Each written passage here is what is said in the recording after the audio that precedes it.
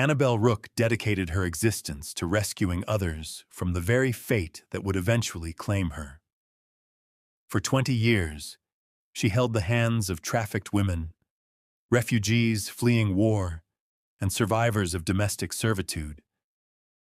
She showed them how to speak again, how to trust again, how to reclaim their humanity through dance and song. Yet when darkness descended upon her own doorstep, there was no one to pull her from the flames. Her expertise in trauma meant nothing when the danger wore a familiar face. Her childhood in Tufnell Park was marked by a quiet struggle with dyslexia, a challenge she shared with her closest friend, Catherine Mill.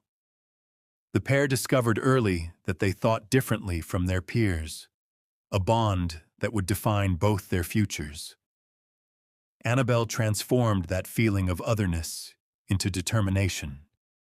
She wanted a life of purpose, not comfort. Her teenage years overflowed with laughter, music, and fierce ambition. She dreamt of creating something meaningful, something that would outlast her own existence. The trip to Ghana in 2005 was not a fleeting adventure, but a revelation. Working alongside refugees who had lost everything, Annabelle witnessed the power of art to heal fractured souls. She returned to London with fire in her chest. The Amy's Project became her life's work, a sanctuary where trafficked women could exhale. She studied group analysis, earning clinical credentials that made her a formidable presence in trauma work. Her reputation grew. Her waiting lists lengthened. Her impact deepened. Mamas emerged as her crowning achievement, a hub where mothers from Afghanistan, Syria, and Somalia found community. They cooked together, sang together, wept together. Annabelle's own mother, Susie, became the project's beloved figurehead, giving it a familial warmth that official charities rarely possess. But while Annabelle constructed this shelter for others, Clifton George was already occupying her private space. He entered her life as a tradesman with steady hands and an easy smile, concealing what lurked beneath. George settled into the Stoke Newington house with unsettling speed, claiming territory that was never his. Within months, Annabelle was pregnant. The first violent episode occurred while she carried their child, a warning she dismissed as an anomaly. Friends noticed George's temper, but dismissed it as stress. The couple had another son, and the house filled with toys and visitors.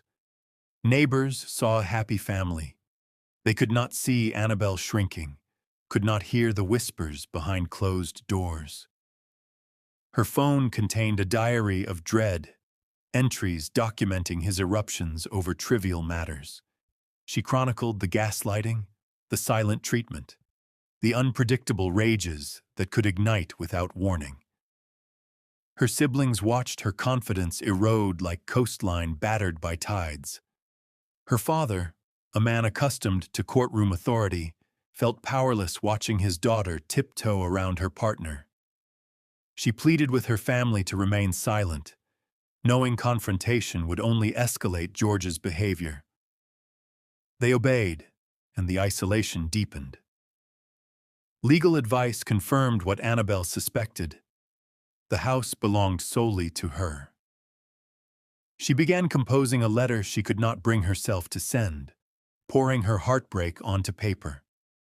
Simultaneously, X entrusted her with a devastating secret, asking for discretion until ready to share it publicly.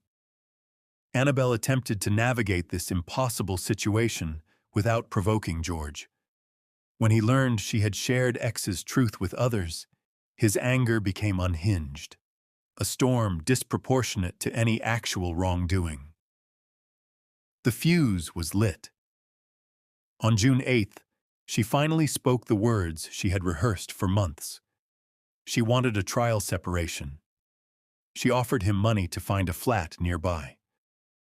Her sister received a message that night, Annabelle acknowledging George's imminent wrath, yet expressing hope she would emerge stronger. 8 days later, he returned from a boys' weekend reeking of alcohol. Her final text, a simple plea about his drinking, would be the last words she ever typed. The argument started immediately. He beat her, then stopped abruptly. He left her bleeding on the floor and walked to the kitchen. The knife he selected was a relic of happier times, a present she had bought because he enjoyed cooking. He returned and drove it into her body 31 times. Some blows came after she had already fallen, after she could no longer defend herself. Then he planted a gas cylinder in the basement. The explosion that followed erased much of the evidence of his crime. George confessed to police with chilling brevity, admitting he had killed her because she had lied. At trial, his claim of losing control collapsed under scrutiny. The jury saw the calculated pause, the deliberate walk to the kitchen, the intentional return. He will spend at least 23 years behind bars. Annabelle's legacy continues through the survivors she empowered. Her name adorns a room at the Maya Center. She built havens for everyone except herself. The irony is devastating. Subscribe, like, and share. Thank you for watching.